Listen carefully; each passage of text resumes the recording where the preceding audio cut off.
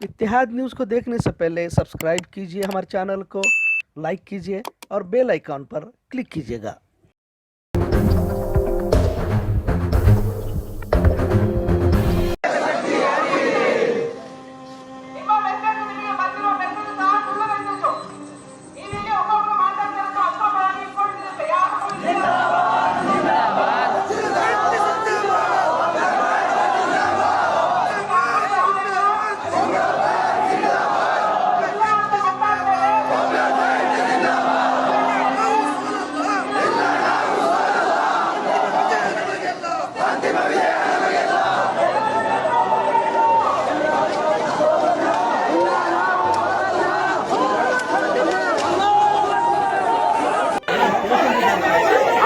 ನಾವು ಕಳಿಸ್ತೀವಿ ಸರ್, ನಾವು ಕಳಿಸಿ ನೀವು ಹೋಗಿ. ನೀವು ನಿಮಗೆ ಬರಬಾರು ನಿಮಗೆ ಮುಂದೆ ಅಂತ ಬರಬಾರು.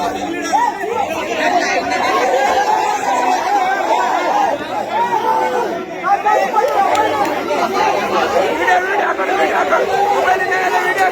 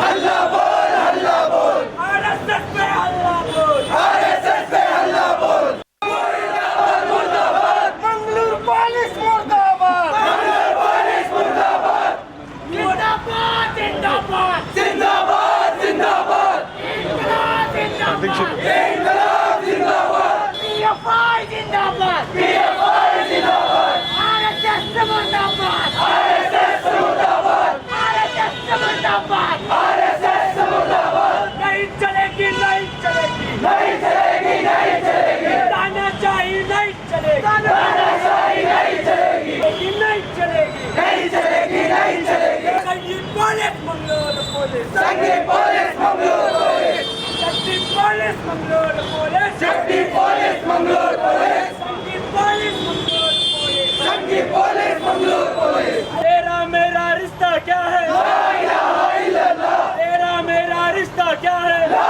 इलाहा इल्लल्लाह।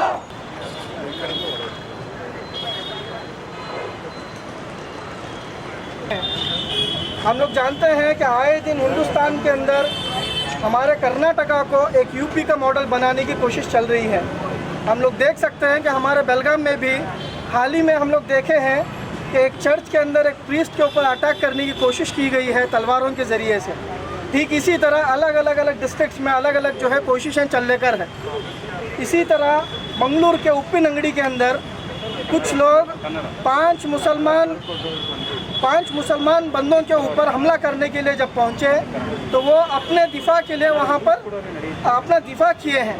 उस दिफा करने वाले लोगों को पुलिस ने उन्हें अरेस्ट किया और जो जालिम थे उन जालिमों को छोड़ दिया। जब हमारे मजलूम मुसलमानों को अरेस्ट किया गया तब वहाँ के पीएफआई के लीडर्स को भी अरेस्ट करके एक फैब्रिकेटेड केस डालने की कोशिश की गई। उसी वक्त वहाँ के जो है अवाम, वहाँ के उलमा सारे मिल करके एक पीसफुल प्रोटेस्ट के लिए वहाँ पर जब जमा हुए, उप्पिनंगड़ी के पुलिस स्टेशन के सामने खड़े होकर के एक प्रोटेस्ट कर रहे थे। वो प्रोटेस्ट के दरमियान में जब नमाज का वक्त आया तो इमाम साहब जब नमाज़ पढ़ रहे थे उसी दौरान वहाँ पर लाठीचार्ज भी हो गई और हम लोग देखे हैं कि 3 लोगों को अरेस्ट किया गया था। उन 3 में से एक की रिहाई हुई, 2 को वापस से वहीं पर अंदर अरेस्ट करके रखा गया था। हम लोग डिमांड किए थे, वहाँ की अवाम ने डिमांड किया था कि उन 2 बच्चों को भी रिहा किया जाए, लेकिन वहाँ की पुलिस बजाय कोऑपरेट करने के, बजाय साथ देने के, एक संघी अपना एक बिहेवियर दिखाकर एक गुंडे की तौर पर वहाँ की पूरी अवाम के ऊपर लाठीचार्ज करके वहाँ के कई सारे मुसलमान प्रोटेस्टर्स के ऊपर जो है हमला की है। हम लोग देखे हैं कि जो इमाम जिसने मगरिब की नमाज़ पढ़ाई, उनके ऊपर भी हमला करके उनका सर पूरा खोला गया है। इसी तरह 50 से ज़्यादा वहाँ के प्रोटेस्ट करने वाले लोगों के ऊपर हमला करके उनके ऊपर लाठी बरसाकर उन्हें ज़ख्मी किया गया है। जब उन ज़ख्मी नौजवानों पर, उन ज़ख्मी मुसलमानों को लेने के लिए जब एम्बुलेंस पहुंचती है, तो उस एम्बुलेंस को भी जो है वहाँ की पुलिस एम्बुलेंस के सामने लाठी लेकर ठहर कर एम्बुलेंस को जाने का रास्ता नहीं देती। फिर भी जब एम्बुलेंस वहाँ पर रिक्वेस्ट करके जब निकलती है, तो रास्ते में जितने भी पुलिस खड़े हैं वो सब पुलिस जो है एम्बुलेंस को लाठी से मारते हैं। ये सारे फुटेज आप खुद देख सकते हैं, वीडियो सारे आकर है सोशल मीडिया में।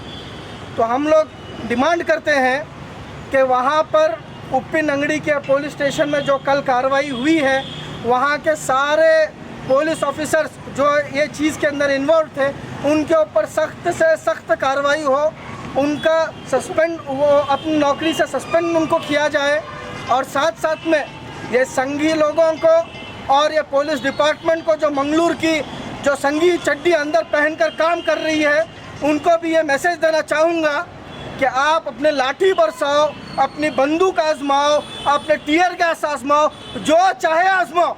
पॉपुलर फ्रंट का कैडर डरने वाला नहीं है इंशाल्लाह। बेलगाम की पुलिस से कुछ सबक सीखें।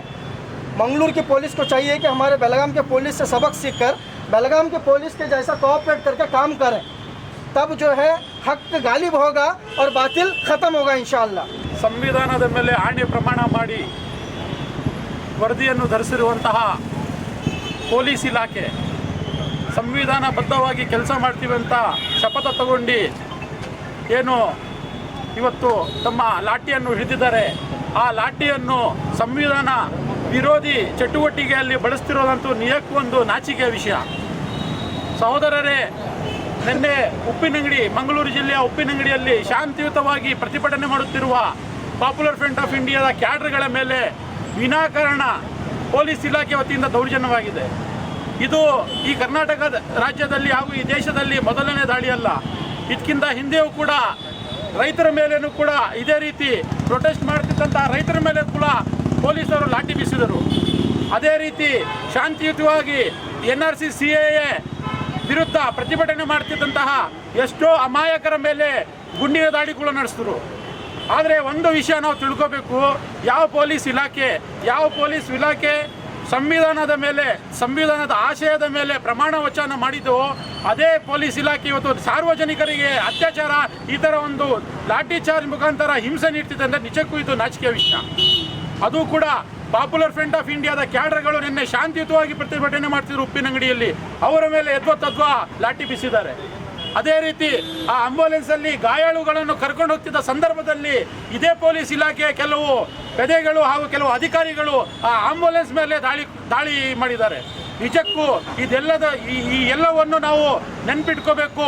ಮುಂಬರುವ ದಿನಗಳಲ್ಲಿ ಈ ಪ್ರತಿಭಟನೆ ಮುಖಾಂತರ ನಾನು ಎಚ್ಚರಿಕೆ ನೀಡ್ತೀನಿ ಮಂಗಳೂರು ಪೊಲೀಸಿಗೆ, ಮುಂಬರುವ ದಿನಗಳಲ್ಲಿ ಇದೇ ಕೇಡರ್ಗಳು, ಇದೇ ಪಾಪ್ಯುಲರ್ ಫ್ರಂಟ್ ಆಫ್ ಇಂಡಿಯಾ ಇನ್ಶಾಲ್ಲಾ ಒಂದಿನ ಈ ಕರ್ನಾಟಕದಲ್ಲಿ ಅಧಿಕಾರಕ್ಕೆ ಬರಲಿದೆ. ನಿಜವಾಗೂ ಆ ದಿನ ನಾವು ಎಲ್ಲ ಲೆಕ್ಕವನ್ನು ತಗೊಳ್ತೀವಿ ಇನ್ಶಾಲ್ಲಾ. ಯಾಕಂದ್ರೆ ನಮ್ಮ ಸಹೋದರರ ರಕ್ತದ ಒಂದು ಕಣವು ಇವತ್ತು ವ್ಯರ್ಥ ಆಗಿ ಹೋಗಲ್ಲ. ಯಾಕಂದ್ರೆ ನಾವು ಇಲ್ಲಿ ಪ್ರತಿಭಟನೆ ಮಾಡ್ತಿರೋದು ಯಾರ ವಿರುದ್ಧನೂ ಅಲ್ಲ, ನಮಗೆ ಸಂವಿಧಾನ ಕೊಟ್ಟಿರುವ ಹಕ್ಕಿನ ಮೇಲೆ ನಾವು ಇವತ್ತು ಪ್ರತಿಭಟನೆ ಮಾಡ್ತಿದ್ದೀವಿ. ಅಂತ ಹಕ್ಕನ್ನು ಕಸಿಯಲು ಇವತ್ತು ನೀವು ಹೊರಟಿದ್ದೀರಾ. ನಿಜವಾಗೂ ಕೂಡ ಈ ನಾಚಿಕೆ ವಿಷಯ. ನಾನು ಈ ರಾಜ್ಯದ ಮುಖ್ಯಮಂತ್ರಿಗಳಿಗೆ ಆಗ್ರಹಿಸ್ತೀನಿ, ಹಾಗೂ ಗೃಹ ಸಚಿವರಿಗೆ ಏನು ಆಗ್ರಹಿಸೋದು, ಗೃಹ ಸಚಿವರೇ ಇವತ್ತು ಪೊಲೀಸ್ ಇಲಾಖೆಗೆ ಬೈತಿದ್ದಾರೆ. ಅಂತ ಒಂದು ಕೆಟ್ಟ ಗೃಹ ಸಚಿವರು ನಮ್ಮಲ್ಲಿ ಇದ್ದಾರೆ ಅಂದರೆ ಇದು ನಮ್ಮ ಕರ್ನಾಟಕಕ್ಕೆ ಒಂದು ನಾಚಿಕೆಯ ವಿಷಯ.